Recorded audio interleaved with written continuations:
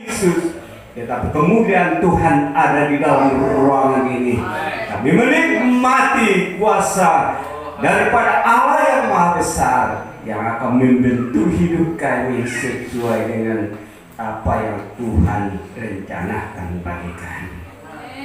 Baik yang ada di dalam ruangan dan jika ada yang di luar ruangan mendengar suara Tuhan, firman Tuhan mampu bekerja untuk mengubahkan segala sesuatu. Terpujilah namamu Tuhan. Hormat pujian hanya bagi Bapa di surga yang telah memberikan kesempatan bagi kami untuk beribadah kepada Tuhan. Berfirmanlah Tuhan dan kami siap untuk mendengarkannya. Dalam nama Yesus hamba telah berdoa dan bersyukur menyambut firman Tuhan. Haleluya. Amin. Mari kita duduk kembali. Ya, umat Tuhan yang dikasihi Tuhan, hal-hal yang saudara sampaikan di hadapan Tuhan dan juga di depan jemaat bersama-sama bagaimana saudara menyaksikan kasih Tuhan yang luar biasa tentu yang sudah dialami pada dalam nikah kita, baik di dalam pergumulan kita pribadi dan terlebih juga di dalam persekutuan kita.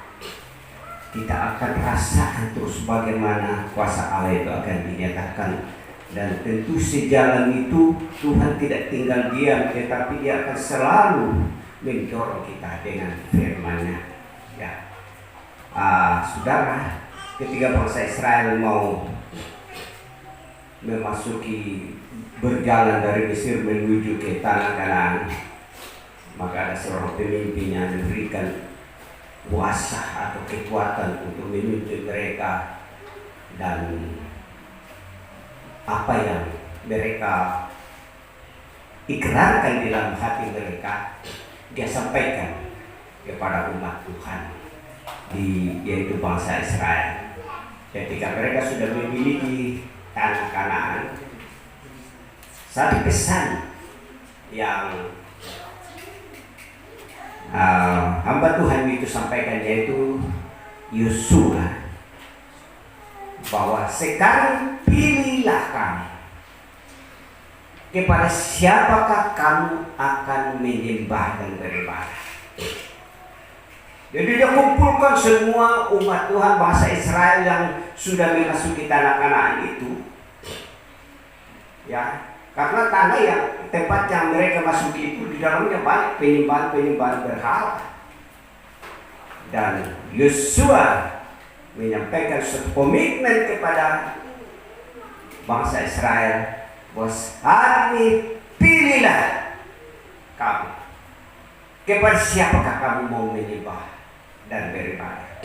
Tetapi aku, kata Yosua, dan seisi rumahku, kami mau menyembah dan beribadah kepada Allah Israel.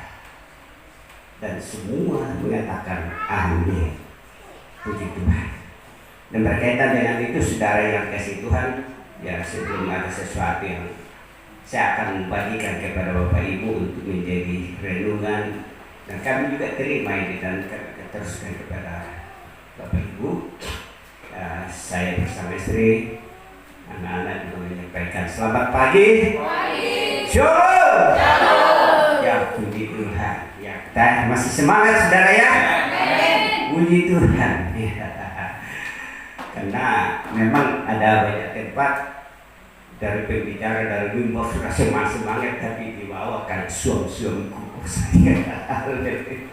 Baik saudara, sebelum kita masuk bertekun bersama di dalam apa yang Tuhan mau ingin sampaikan, saya ingin mau mari Ibu Gembala bagikan kepada keluarga-keluarga untuk menjadi renungan.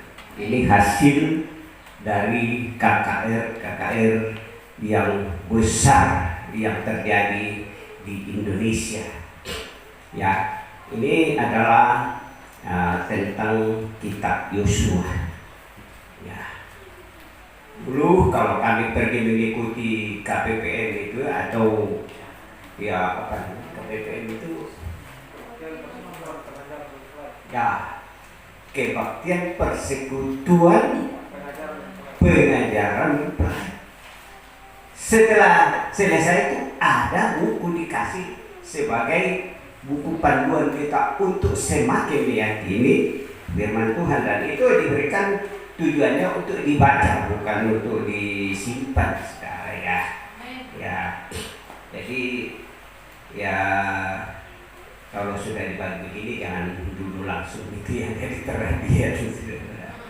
Nanti lagi rumah baru Bapak Ibu baca sama-sama suami istri dulu apa sih yang malah kasih ini ya oleh-oleh dari kami menerima dan kami teruskan. Ini suatu cara untuk kita bersaksi, saudara. Kalau saudara sudah meyakini apa isi di dalam dan mau berikan ke orang lain untuk dibaca lagi supaya mereka mengerti, silahkan saja supaya semakin banyak yang memahami itu ya. Baik saudara, kalau saya bertanya lagi masih bisa ya. Apa saudara baik-baik saja? Amin. Amin. Ya, saya bersyukur dan berterima kasih kepada Tuhan. Ya, saya lihat tadi Pak Wen begini dari jendela, saya bilang puji Tuhan. Ya, orang yang selalu berharap kepada Tuhan dan bergaul kepada Tuhan, walaupun Alkitab katakan berada di lembah kekelaman, tapi Tuhan itu lebih di bawah lagi mengangkat. Ya, seperti burung Raja Wali, kalau waktunya dia membuat anak-anaknya itu supaya berdiri sendiri, ya, itu sarangnya kata firman Tuhan diobrak-abrik. Ya. Tadinya kan anak-anaknya itu enak-enak di dalam sarang, tinggal datang dibawa karena itu makanan sama orang tuanya. Ya, sekarang sarang diobrak-abrik, baru anaknya disuruh keluar. Anaknya kan berbuat ya terbang, mau jatuh ke bawah, tapi ibunya lebih di bawah lagi, diangkat lagi, ya. Setelah naik di atas, disuruh terbang lagi sampai menjadi kuat sayapnya itu. Begitulah kita dituntut Tuhan, ya, untuk tetap mengikuti cara Tuhan. Mungkin kita mengalami banyak sengsara, banyak tekanan, ataupun seperti yang dialami oleh Bapak Wendy, ya, kita tidak tahu. Tetapi karena firman itu hidup di dalam dirinya, walaupun dia jatuh dan tidak ada yang mengetahui, Tuhan pakai orang lain. Ya. Tolong antar saya, walaupun orang itu takut. Jangan sampai saya dituduh bilang kamu yang ya menjatuhkan. Tetapi demi pemahaman bahwa kamu jangan takut. Itu di situ terjadi dan orang itu menolong. Ya, puji Tuhan, kiranya Bapak ini mengalami kesembuhan lebih baik lagi, supaya hari-hari ke depan ini kita bisa bersama-sama memuji Tuhan. Haleluya. Ya, waktu anak-anak datang menjemput saya kasih penderita segera ke SPA sana. Mereka langsung jalan, saya tunggu-tunggu di rumah. Coba, Sika ambil bapak. Tapi mereka pergi, begitu datang di bawah, saya bersyukur kepada Tuhan bahwa ini masih hidup. Saya berterima kasih kepada Tuhan. Betul, waktu dengar bilang jatuh itu, hati saya bercek-cek. Tuhan, apakah ini Tuhan sudah peradakan kepada kami? Tapi saya dikuatkan firman Tuhan bahwa Tuhan itu tidak akan memberikan kita pencobaan melampaui kekuatan kita. Amin. Ya, saudara, sekarang sudah jam 10. Ya, jam 10 kalau saya menyampaikan firman sampai Jam 11 bisa ya. Saya sudah siapkan istilah makan. Saya sekarang tidak mau mengambang dalam menyampaikan firman Tuhan, tapi saya mencatat sudah. Karena Alkitab katakan tuliskanlah, dan setelah itu sampaikan kepada jemaat-jemaat. Ketika seorang hamba Tuhan yang namanya Yohanes, walaupun dibuang ke Pulau Patmos sana, di sana Tuhan justru memperlihatkan perkara-perkara besar, ya, sehingga saat itu ada yang muncul namanya Kitab Wahyu, ya. Kitab Wahyu itu kitab yang dibukakan tentang perkara-perkara yang akan terjadi, akan datang. Ya, kalau Musa mencatat perkara-perkara yang sudah terjadi, ya, ribuan tahun sebelum Musa lahir, tapi cara Tuhan membuat Musa bisa tahu apa yang terjadi di sana. Dan Alkitab mencatat bahwa walaupun begitu Musa sangat dikasihi Tuhan dengan hati yang lembut, paling lembut di dunia ini, tapi Tuhan tidak memperlihatkan mukanya sama Musa, yang diperlihatkan belakangnya, sehingga Musa bisa mencatat apa yang belum dia tahu sebelum dia lahir. Roh Tuhan memberitahu ribuan tahun, saudara, ya, ribuan tahun sebelum Musa lahir itu tentang kejadian penciptaan bumi ini, tapi Musa bisa mencatat itu karena Tuhan menjangkau bagian belakang, memperlihatkan bahwa apa yang di belakang Tuhan mampu untuk memperlihatkan itu.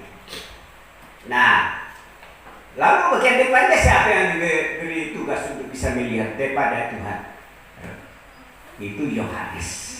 Ya, Yohanes, saudara, Rasul Yohanes. Kenapa Rasul Yohanes ini bisa melihat hal-hal yang terjadi ke depan, bahkan melihat depannya Tuhan itu seperti apa, mukanya Tuhan itu seperti apa? Karena ketika Yesus ada di bumi, Yohanes ini paling dekat dengan Tuhan. Dia selalu sandarkan kepalanya di dadanya, ya, sehingga rahasia-rahasia yang tersembunyi di dalam hatinya Yesus itu sudah tertransfer di dalam Yohanes. Sehingga pada masa tuanya Yohanes, Tuhan perlihatkan perkara-perkara yang besar, yaitu perkara yang belum terjadi, ya, akan terjadi dan kita akan hadapi. Ya, kalau kemurahan Tuhan kita akan belajar tentang itu, saudara. Tetapi hari ini ada satu hal yang kita akan lihat lebih dulu, ya. Ini masih bagian daripada pengantar kita masuk di dalam kitab Wahyu, ya, yaitu tentang ketekunan. Ya, kita akan belajar tentang ketekunan. Ya. Ketekunan ini kita bagi di dalam 3 hal. Pertama, bertekun di dalam mentaati atau melakukan firman Tuhan. Ya. Hari-hari yang kita sudah lewati, ya, memang kita sudah tekun, tetapi kita mau diajak supaya lebih tekun lagi, ya, saudara, untuk mentaati. Kalau firman Tuhan sudah datang memberikan suatu perintah untuk dilakukan, kita lakukan itu, ya, dengan tekun dan setia. Karena di dalam Matius pasal 24 ayat 13 di sana, ya, Tuhan Yesus katakan, siapa yang bertekun, yang setia dari awal sampai akhir, itu yang diselamatkan. Nah, itu soal ketekunan itu dalam mentaati firman Tuhan. Nah, itu yang pertama, ya. Nanti kita akan, kalau Tuhan izinkan, kita akan lihat satu persatu. Kemudian yang kedua, bertekun di dalam ibadah. Ya, bertekun di dalam ibadah. Dan yang ketiga, bertekun di dalam iman. Dari tiga perkara ini Tuhan ingin kita pegang sebagai suatu pegangan yang akan menjadi kekuatan bagi kita menghadapi situasi dunia yang begitu tidak menentu di hari-hari ini, ya saudara. Dan kita akan melihat ya satu persatu saudara, yaitu yang pertama kita akan melihat tentang bertekun di dalam mentaati firman Allah. Ya. Di dalam Wahyu pasal 14 ayat yang ke-12 coba dibaca,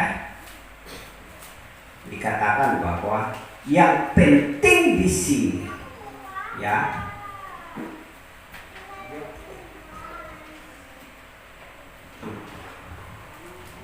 yang penting di sini ialah, ya, jadi diawali dengan kata yang penting di sini ialah ketekunan orang-orang kudus. ketekunan orang-orang kudus.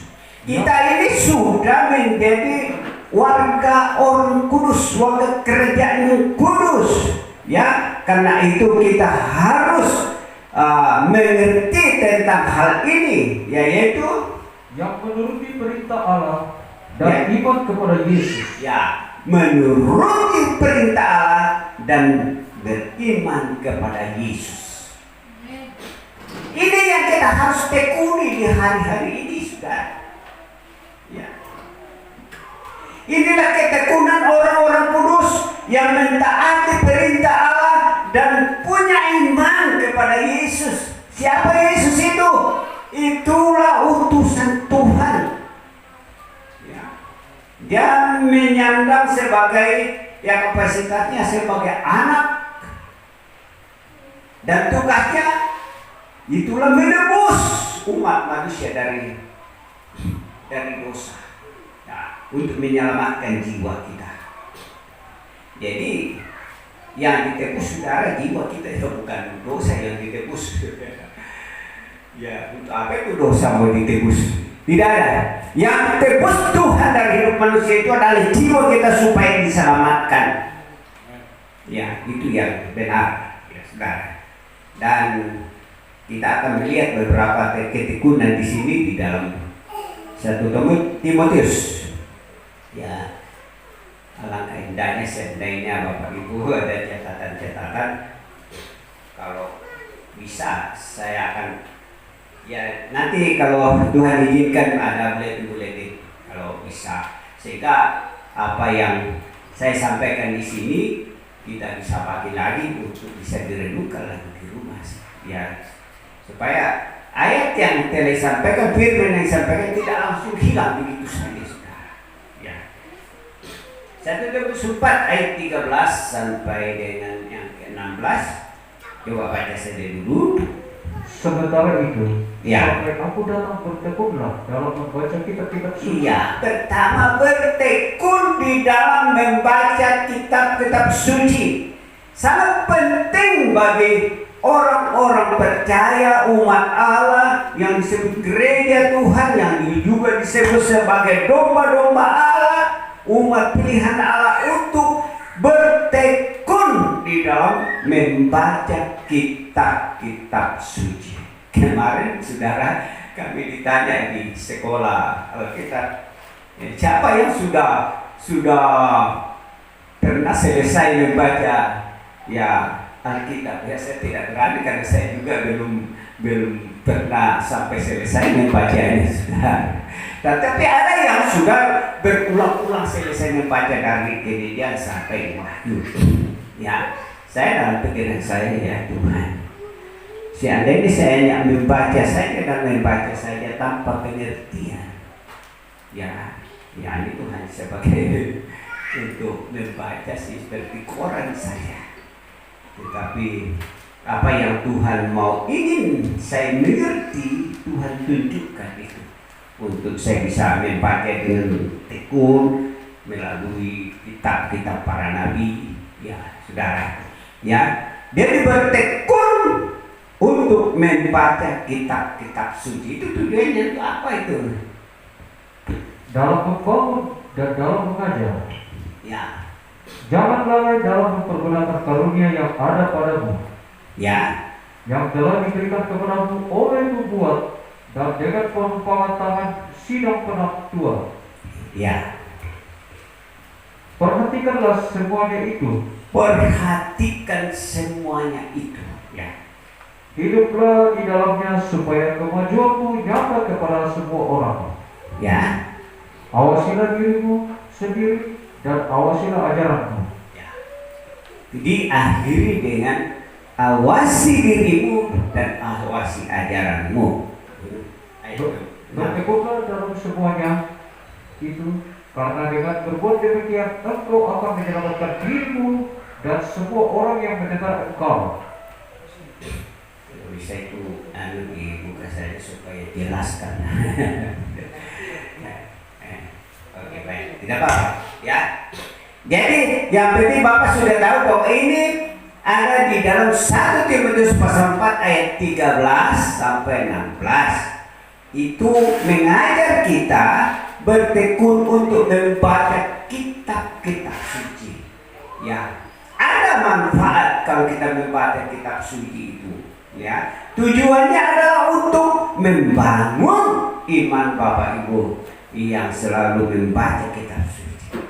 Mungkin waktu 1 kali baca belum paham, 2 kali baca ayat itu belum paham. Ada yang menceritakan, menyampaikan di dalam sebuah artikel bahwa ya, dan ini seorang hamba Tuhan yang dipakai Tuhan.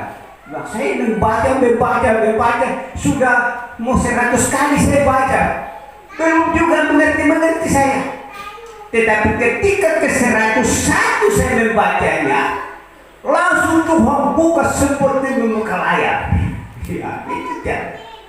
Jadi selama dari 1 sampai 100 kali dia membaca itu masih diberi diuji, dia tekunkan, setia akan membaca terus. Ya sudah, satu saat dia akan dibukakan rahasia apa yang dia kebaca itu. Ya. Dan ketiga yaitu untuk membangun, ya. Untuk membangun di sini materinya adalah firman Allah. Kalau kita membangun iman kita, membangun rohani kita, tidak ada jalan lain. Kita punya materi, ya, yaitu firman Allah. Kalau kita membangun suatu bangunan seperti ini, bahannya itu dari kayu, pasir dan sebagainya. Sama kalau kita membangun rohani kita, bahan-bahannya itu adalah firman Allah dan Roh Kudus. Tukangnya itu Roh Kudus. Itu ada yang memberikan pengertian seperti itu. Jadi sebagai bahan itulah firman, dan tukangnya untuk mengerjakan hidup kita supaya kita bertumbuh. Itulah Roh Kudus, saudara. Makanya penting kita memiliki Roh Kudus. Penting kita dibaptis dengan Roh Kudus, ya, supaya di dalam kehidupan kita, karena Alkitab mencatat, ya, siapa yang mendapatkan ayatnya, Kak? Ya, bahwa Roh Kudus itu sebagai metre bahwa kita ini anak-anak Allah. Itu kalau saudara cari di dalam 1 Yohanes atau 2 Yohanes itu. Jadi Roh Kudus sebagai metre. Kita di metre berarti kita sah sebagai anak-anak Allah. Ya. Karena itulah di dalam 1 Petrus pasal 2 ayat 9, ya, dikatakan kamu adalah bangsa yang kudus, umat kepunyaan Allah. Ya. Kalau kita sebagai umat kepunyaan Allah, tugas kita apa? Lalu dikatakan suatu imamat yang kudus. Imamat itu adalah pelayanan. Berarti kita melayani dalam kekudusan. Ya. Coba bisa dibaca ayat itu ya, tidak masuk di sini tapi kiranya itu bisa menolong kita. 1 Petrus 2 ayat 9. Tetapi kamulah bangsa yang terpilih. Kamu adalah bangsa yang terpilih. Bapak Ibu Saudara yang dikasihi Tuhan, kita sudah dipilih Tuhan menjadi suatu bangsa pilihan Tuhan. Ya. Imamat yang rajani. Imamat yang rajani. Ya, pelayanan yang kita kerjakan kepada Tuhan itu adalah pelayanan kerajaan. Ya. Bangsa yang kudus. Bukan itu saja, suatu bangsa yang kudus. Umat kemunculan Allah sendiri. Kepunyaan Allah sendiri. Kan di dunia ini banyak yang memiliki, saudara. Ya, setan juga bisa memiliki. Ya, orang-orang kaya bisa memiliki orang-orang menjadi budak-budaknya. Ya, tetapi kita adalah umat bangsa kepunyaan Allah sendiri. Supaya kamu memberitakan perbuatan-perbuatan yang besar dari Dia. Tujuannya ada supaya hidup saya, hidup saudara, ya, sebagai bangsa yang kudus memberitakan apa?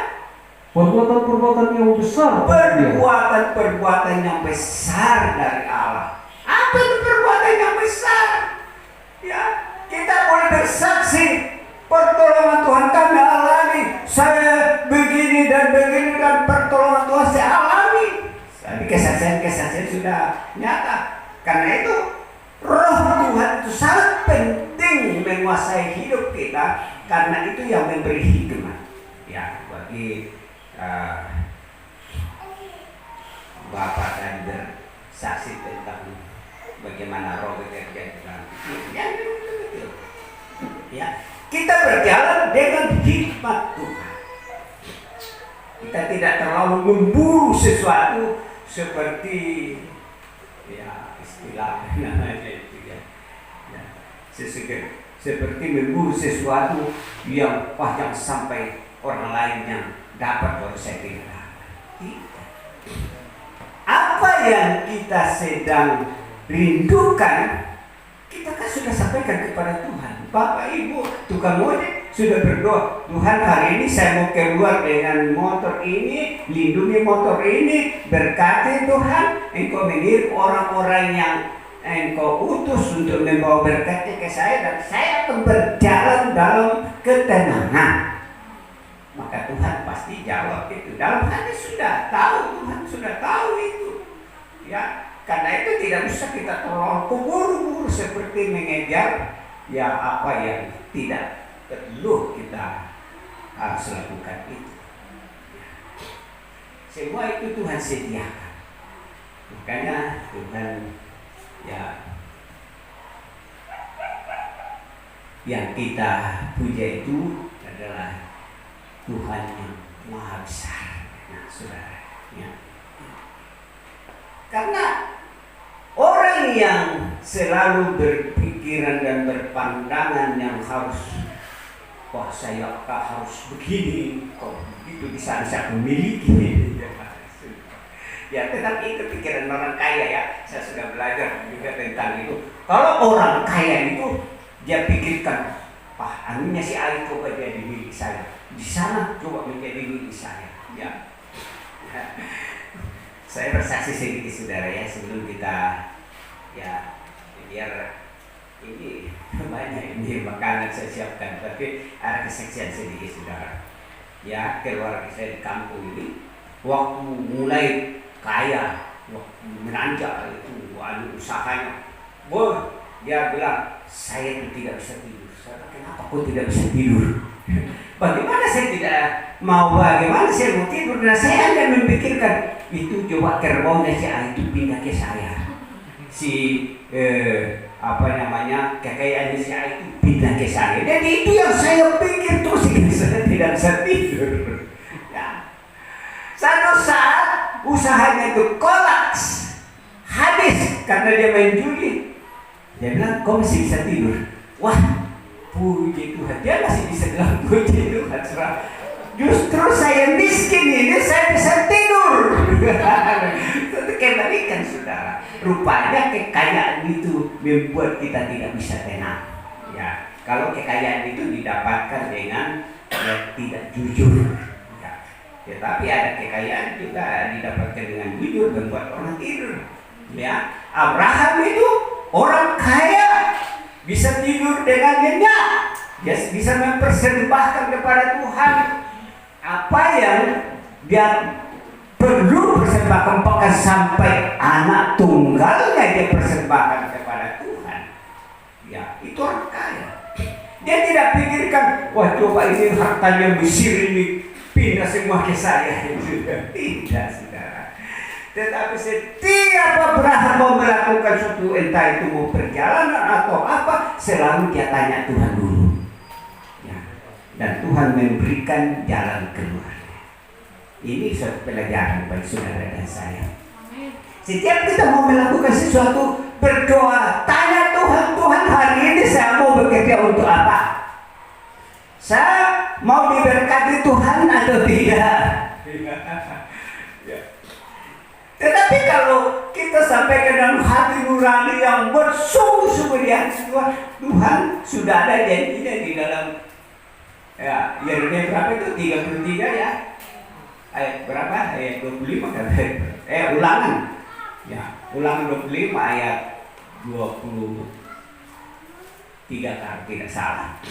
Bahwa apa akan memberkati makananmu, air minummu, dan kesehatan aku berikan kepada. Ini yang kita minta kepada Tuhan. Tuhan sehatkan saya. Kenapa bisa kita berdoa seperti itu kepada Tuhan? Karena kita mengerti firman Allah, maka firman Allah yang kita percaya itu tertulis di hati kita yang selalu kita renungkan siapa Allah. Ya, di dalam 1 Yohanes 2 ayat 1 sampai 6 tidak usah dibaca ya. Jadi ya lain kali kalau Tuhan izinkan Bapak Ibu kalau bisa mencatat ya. Ada untungnya bisa mencatat saudara.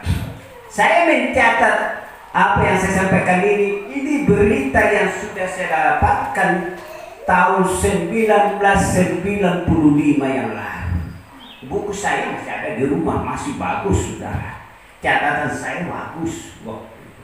Dan masih ada kalau saudara ingin mau melihat, datang di rumah saya. Catatan saya dari tahun 92 pun masih ada ya, tentang firman Allah. Jadi setiap ibadah seperti ini kami ya selalu menulis apa yang kami bisa tangkap, kami tulis. Apalagi ayat-ayat firman Tuhan itu. Baru kembali ke rumah dan direnungkan itu. Jadi saudara, bahwa Tuhan memberikan kita pengertian, ya, kita mengerti firman Allah, maka firman Allah yang kita mengerti adalah firman Allah yang tertulis di dalam hati kita. Nah, orang yang melakukan firman Allah ialah orang yang mengenal Allah. Tidak mungkin orang yang tidak mengenal Allah mau melakukan firman Tuhan, itu mustahil sudah. Karena itu kita dalam mengenal Allah kita, bahwa dialah Allah yang besar, yang sudah turun ke bumi menjadi anak dalam nama Yesus Kristus, itu hadir untuk menebus kita, ya, dan menyelamatkan jiwa kita. Jadi orang yang mengerti firman Allah, tadi saya sudah katakan, ialah orang yang melakukan firman Allah. Dan itu kalau saudara bisa membaca dalam Yohanes pasal 8 ayat 42 sampai 44 di sana. Ya. Nah, kalau kita di dalam diri kita sudah ada, kita sudah kenal Allah, sudah ada firman Allah tertulis di dalam diri kita, ya, maka Rasul Paulus menyampaikan kepada orang Korintus bahwa kamu adalah surat Kristus. Kamu adalah surat Kristus yang ditulis oleh pelayanan kami. Mungkin tidak salah juga kalau saya berkata bahwa saudara sekalian adalah, ya, surat Kristus yang ditulis oleh pelayanan kami. Firman Tuhan yang kami sampaikan harusnya itu sudah tertulis di dalam hati saudara. Tertulis oleh pelayanan kami. Ditulis bukan dengan tinta.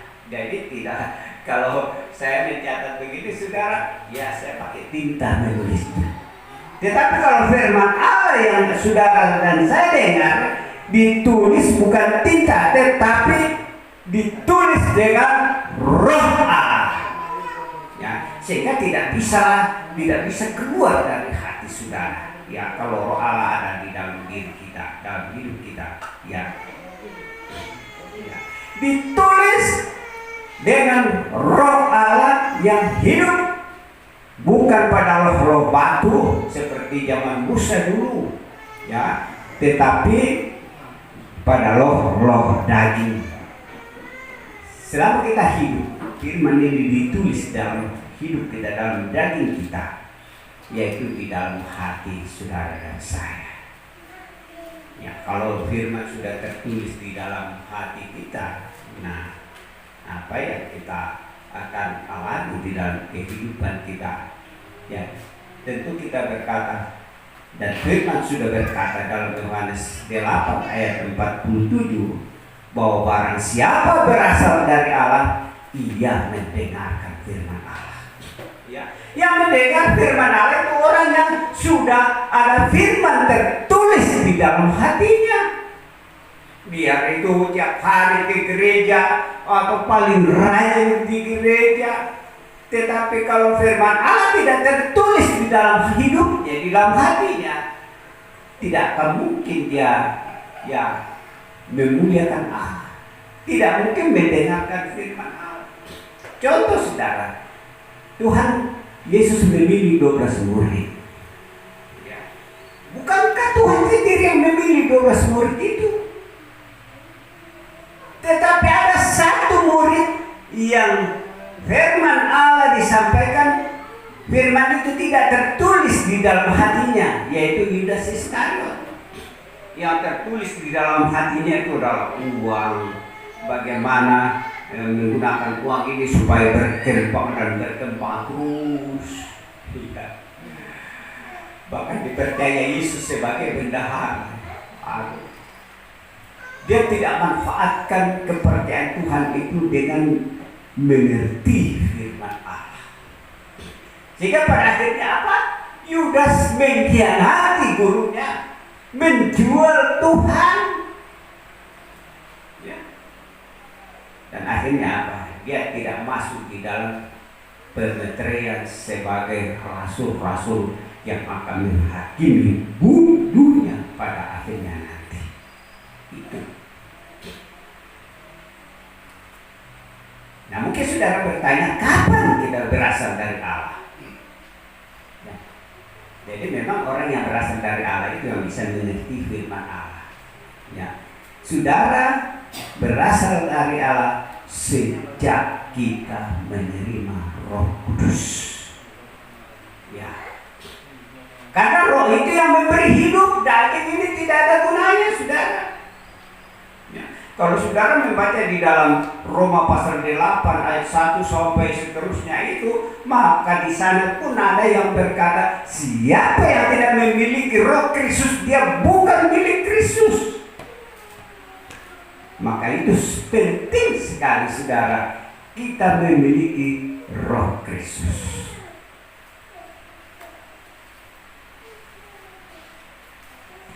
Jadi saudara yang kasih Tuhan, firman dan Roh itu pekerjaannya dalam memproduk. Ada produk yang dia kerjakan, yaitu berupa mujizat bagi orang percaya. Itu pekerjaan firman. Kalau kita mengalami suatu mujizat, bukan itu bukan terjadi secara kebetulan, tidak. Ada firman, ada Roh yang bekerja di dalam diri kita, sehingga walaupun ya mungkin mau kita mengalami kecelakaan yang fatal, tapi tidak terjadi karena Roh begitu. Saya pernah juga jatuh saudara di Malompo sana. Ya, waktu saya pulang dari kebun itu, karena saya kerja untuk semprot kebun. Ya, biasanya orang dua apa namanya itu? Dua tangki sudah cukup. Saya 4 tangki, sudah bayangkan. 4 tangki saya selesaikan. Masih segar saya. Ya. Tapi biasanya kalau saya kerja itu saya tidur dulu baru setengah jam di pondok, karena ada pondok di sana, baru saya jalan. Ini saya selesai kerja langsung jalan. Sudah di jalan itu sudah mulai mengantuk sampai di depan rumah sakit sering saya mau masuk di rumput-rumput sudah mengantuk saudara.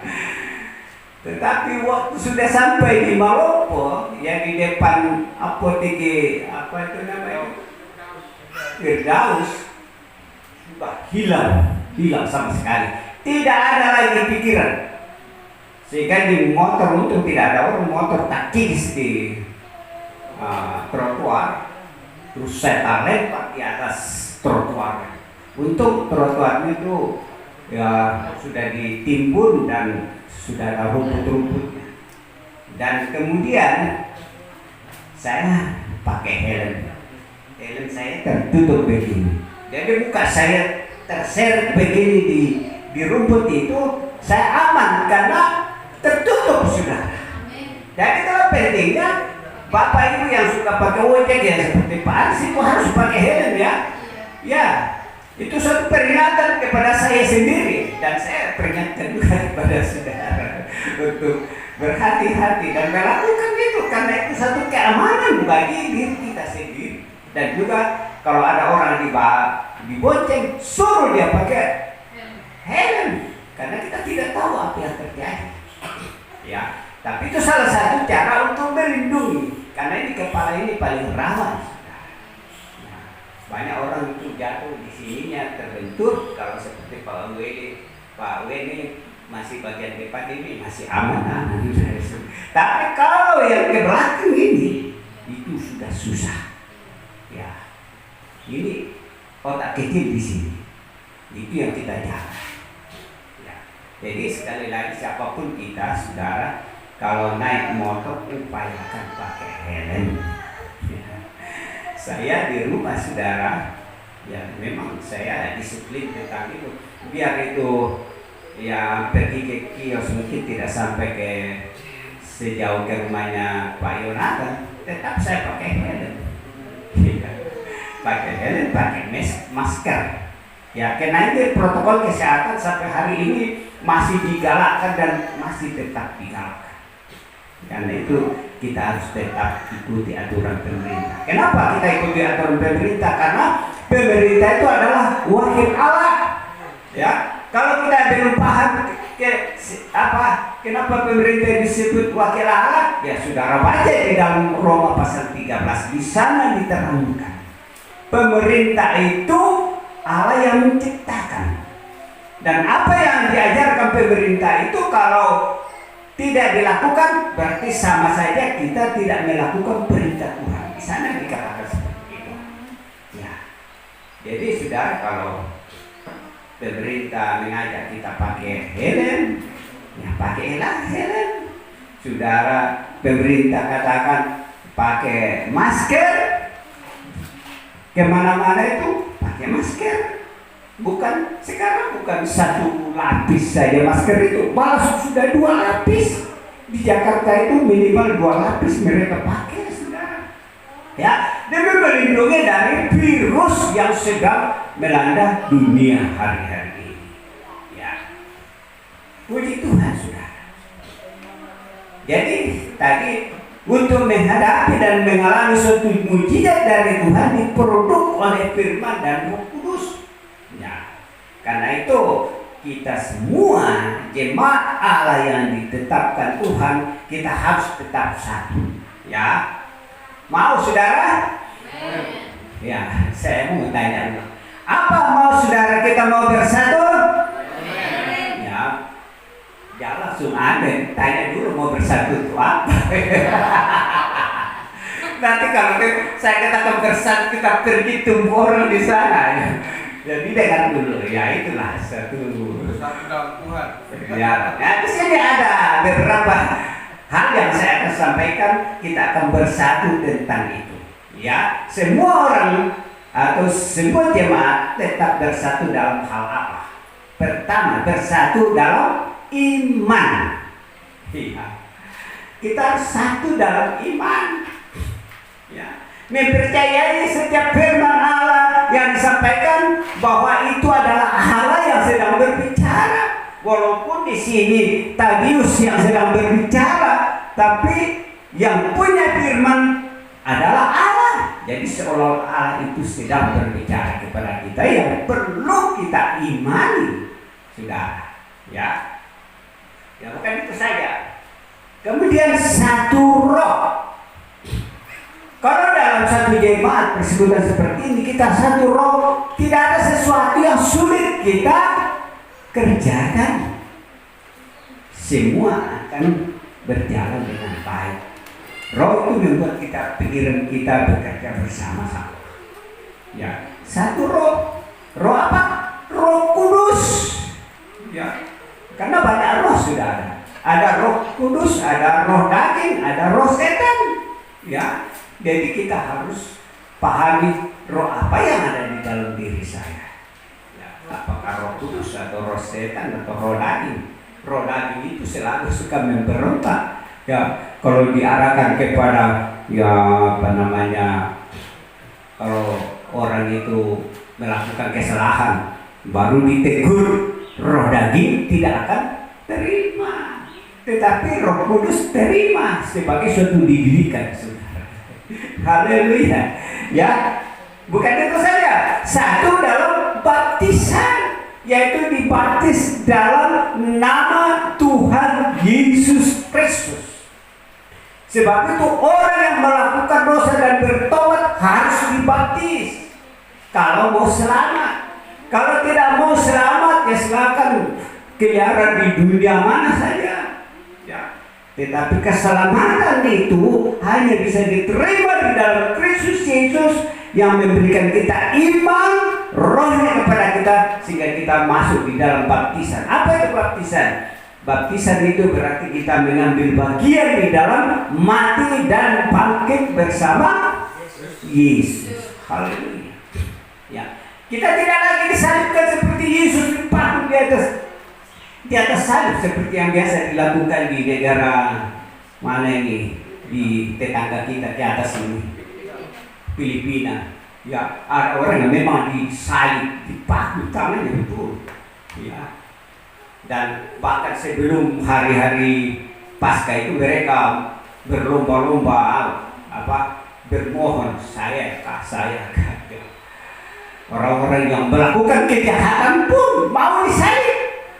Dan katanya setelah mengalami pingsan seperti itu langsung berubah total. Bahwa beginilah penderitaannya dalam Kristus dan juga dia mengalami seperti itu. Tetapi kita tidak mau harus menderita seperti itu baru kita bertobat.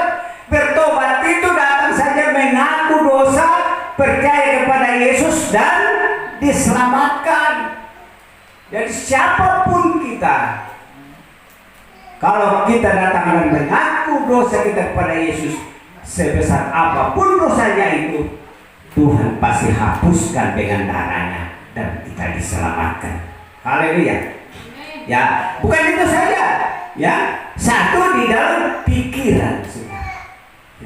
Pikiran yang sudah dikuasai oleh firman Allah tidak akan memikirkan hal-hal yang negatif, tetapi yang dipikirkan positif, saudara.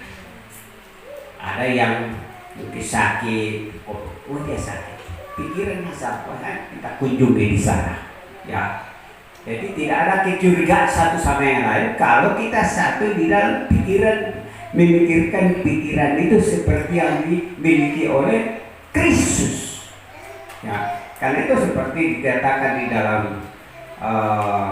Kolose, kalau tidak salah itu ya. Kalau saya pasal 5 kalau tidak salah itu, bahwa milikilah pikiran Kristus. Ya. Coba Bisa kan baca ayat?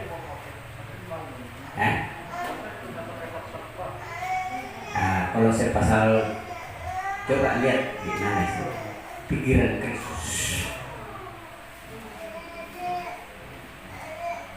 Ya, nanti dicari itu ada ayatnya itu.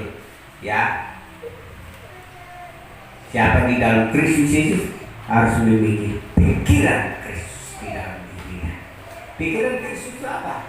Selalu memikirkan yang indah-indah, yang baik-baik, yang mulia, tidak memikirkan keburukan orang lain atau memikirkan kekurangan orang lain, tidak.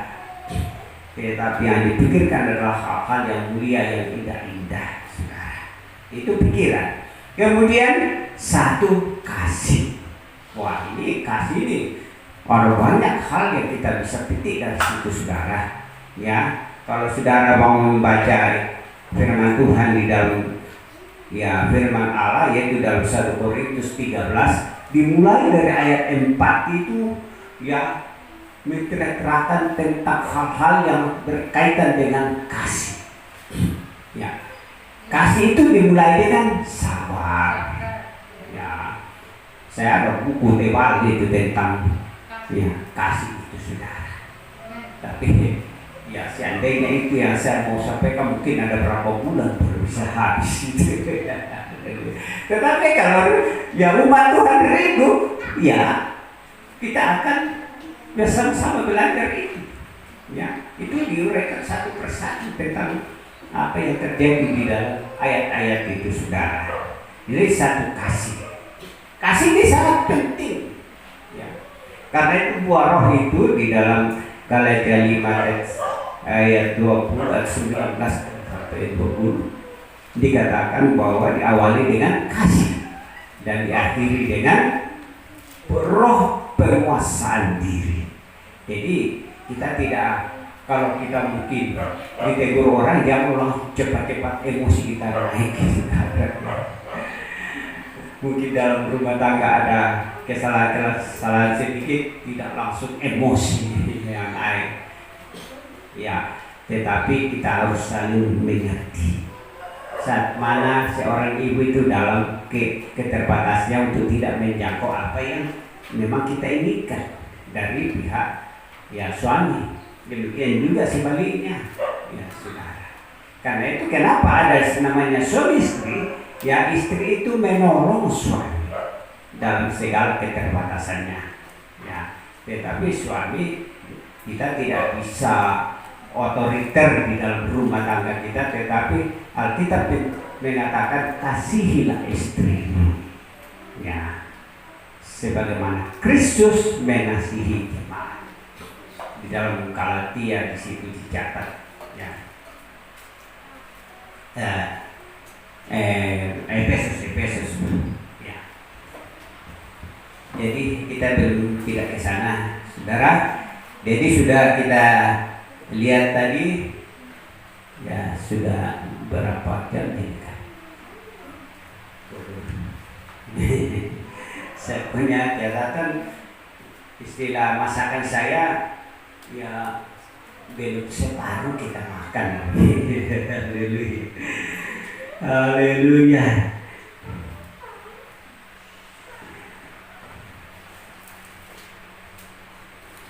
Haleluya. Jadi itulah yang Tuhan mau kita lakukan di dalam kehidupan kita. Satu, kasih. Ya. Produk dari firman Tuhan dan Roh Kudus tidak lain adalah kasih. Ya. Saudara bisa membaca itu dalam Filipi pasal 2 ayat 1 dan 2. Yang ada kasih dalam dirinya akan tercipta kata satu. Ya, satu iman, satu roh, satu baptisan, satu pikiran, dan satu kasih. Ya. Ya. Itulah yang Tuhan mau perlihatkan kepada saudara dan saya pada hari ini. Mungkin ya Bapak Ibu merasa itu sudah terlalu panjang. Saudara ya, tapi puji Tuhan Inilah berita firman Tuhan hari ini, ya, sebagai pendahuluan untuk nanti kita akan masuk di dalam kitab Wahyu. Karena kalau sudah masuk dalam kitab Wahyu nanti kita akan melihat hal-hal yang belum pernah terjadi dan akan terjadi, dan setelah itu tidak akan terjadi lagi. Suatu hal-hal yang dahsyat, di mana bumi ini Tuhan sediakan 21 ya hukuman atas bumi ini, yang dimana diawali dengan hukuman yang pertama tentang oleh Roh Kudus, yang kedua oleh Yesus sebagai anak Allah, dan yang ketiga hukuman yang terakhir dari Allah Bapa, dan itu hukumannya tidak ada penampunannya di situ. Nanti kita akan lihat. Berdoa saja saudara supaya Tuhan membukakan kita firman-Nya semakin hari semakin jelas. Kalau hari ini mungkin belum paham, ya mungkin berdoa. Kita berdoa terus supaya kita diberikan pengertiannya dalam tentang firman Allah. Dan di samping itu kita bersyukur bahwa Tuhan selalu menyertai kita dengan kehadirannya sebagai imam besar di dalam menyediakan tubuh dan darahnya bagi kita. Dan tubuh dan darah Tuhan itu roh itu kita nikmati bukan sebagai kebiasaan-kebiasaan saja, tetapi kita memahami bahwa kehadiran kita mengikuti perjamuan suci itu berarti kita sadar bahwa pada hari ini imam besar hadir di tengah-tengah kita, datang membawa tubuh dan darahnya untuk apa bagi kita, supaya jiwa kita diselamatkan. Ya, banyak hal yang kita petik dari situ, dan itulah bagian daripadanya. Kita angkat satu pujian dan berterima kasih kepada Tuhan. Ya, belum tidak sampai 1 jam saudara ya kita mendengar firman Tuhan, dan kita menyanyi satu pujian.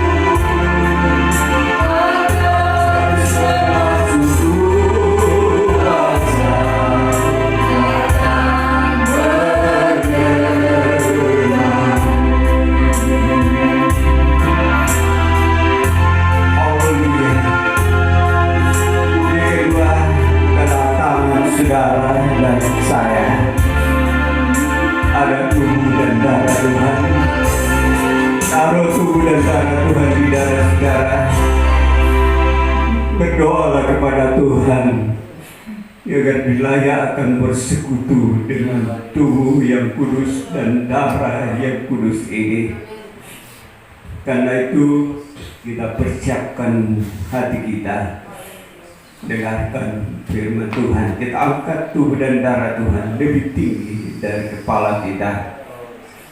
Sebab apa yang telah kuteruskan kepadamu telah aku terima dari Tuhan, yaitu bahwa Tuhan Yesus pada malam waktu Ia diserahkan mengambil roti, dan sesudah itu Ia mengucap syukur atasnya. Ia memecah-mecahkannya dan berkata, inilah tubuhku, haleluya, yang diserahkan bagi kamu. Berbuatlah ini menjadi peringatan akan aku. Karena itu saudara, bukankah roti yang kita pecah-pecahkan adalah persekutuan dengan tubuhnya Kristus? Amin. Kalau kita yakini, mari kita makan tubuh Tuhan, yaitu di dalam nama Tuhan Yesus. Haleluya.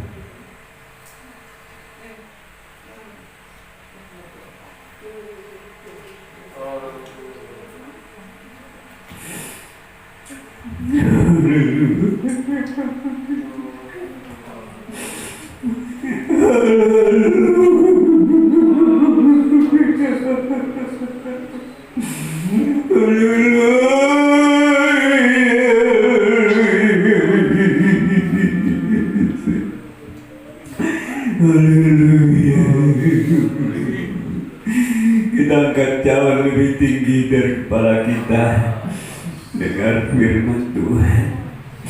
Demikian juga yang mengambil cawan sesudah makan lalu berkata, cawan ini adalah perjanjian baru yang dimeteraikan oleh darahku. Perbuatlah ini setiap kali kamu meminumnya menjadi peringatan akan aku. Sebab setiap kali kamu makan roti ini dan minum cawan ini, kamu memberitakan kematian Tuhan sampai Ia datang kembali. Oh, bukankah cawan pengucapan syukur yang atasnya kita ucapkan syukur adalah persekutuan dengan darahnya Kristus? Kalau saudara dan saya yakini darah perjanjian yang sediakan bagi kita, mari kita meminumnya dalam nama Tuhan Yesus. Haleluya.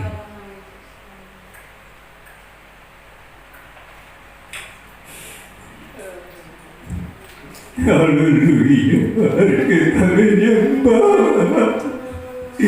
Haleluya.